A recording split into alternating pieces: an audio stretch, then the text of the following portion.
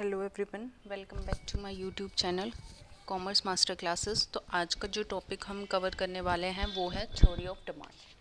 तो जो हमारा टॉपिक रहेगा वो क्या रहेगा, हमारा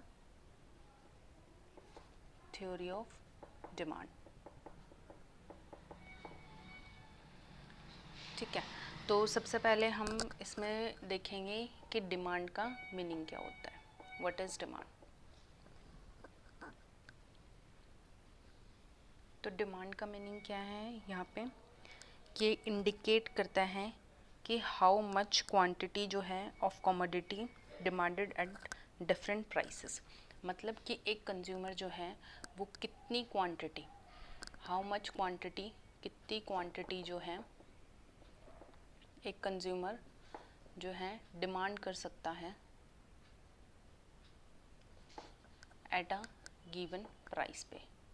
एक गिवन प्राइस है, उसके ऊपर एक कंज्यूमर जो है कितना जो है डिमांड कर सकता है। ठीक है, और बेसिकली जो इसका मेन मीनिंग होता है वो यही होता है कि एक बायर जो है वो कितना विलिंगली है कि वो पे करना चाहता है और वो कितना पे कर सकता है। ठीक है, ऑल्टरनेटिव प्राइसेस पे एक गिवन पीरियड ऑफ टाइम पे।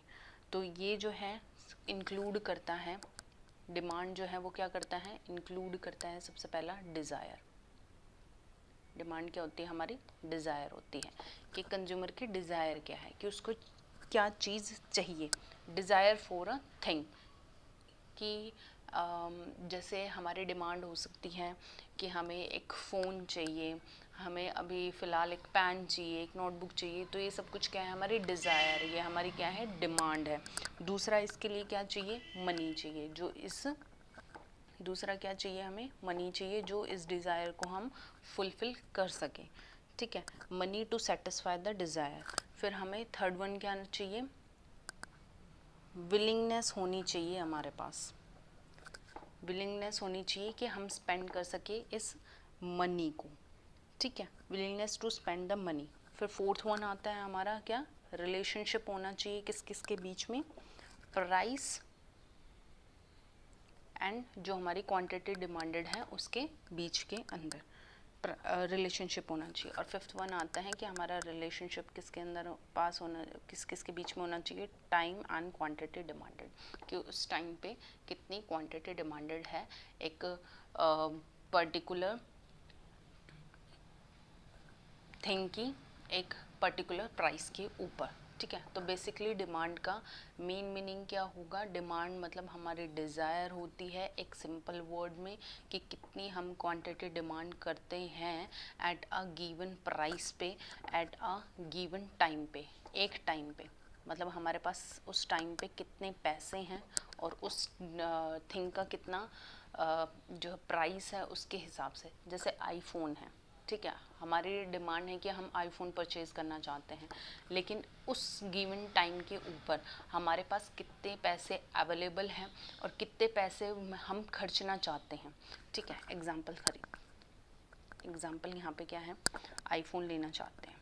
ठीक है, मान लो आईफोन उस टाइम पे मे बी सेकेंड हैंड, या फिर आप जब लेना चाहते हैं जब वो थोड़ा प्राइसेस ड्रॉप हो गए। ठीक है, 50,000 का वो तब आ रहा है।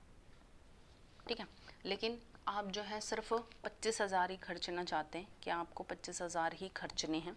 आपकी पॉकेट जो है आपको यही अलाउ करती है, आप भी खुद को यही अलाउ करते हो, बजट बना के चलते हो कि सिर्फ मैं 25,000 ही खरीदूंगा, इसमें अगर आईफोन आता है तो ठीक है, अदरवाइज़ आप नहीं लोगे। ठीक है, तो इसलिए क्या किया आपने कि 25,000 की आपकी क्या हो गई, ये तो आपकी क्या होगी, डिज़ायर, ये क्या होगी, आपके पास मनी होगी कि आप सिर्फ 25,000 ही क्या कर सकते हो, खरीद सकते हो। तीसरा क्या होगी, ये विलिंगनेस है। ठीक है, तो अगर ये जो है मान लो थोड़े टाइम के बाद इसके प्राइसेस और ड्रॉप हो जाए या फिर कोई डिस्काउंट आ जाए और ये आपको 25,000 में मिल जाए वहाँ पे। ठीक है, तो उस पॉइंट ऑफ टाइम के ऊपर आपके पास ये 25,000 अवेलेबल भी थे और आपने इसको क्या कर लिया, परचेज़ कर लिया। तो यहाँ पे क्या हुआ, एक पॉइंट ऑफ टाइम के ऊपर, और एक पॉइंट ऑफ टाइम के ऊपर इसके प्राइसेस क्या थे, 25,000 थे। उस प्राइसेस के ऊपर आपने क्वांटिटी डिमांड करी। उस टाइम पे आपने कितनी क्वांटिटी डिमांड करी, 1 करी, ठीक है। और हो सकता है उस टाइम पे आपकी जो है इनकम बढ़ गई हो, 50,000 हो गई हो, 60,000 हो गई हो, तो आप मे बी 2 या 3 भी खरीद सकते हो, ठीक है। तो बेसिकली इसका इन शॉर्ट मतलब यही है कि आप कितना क्वांटिटी डिमांड करते हो एक गिवन प्राइस पे गिवन टाइम के ऊपर। नेक्स्ट हम पढ़ते हैं कि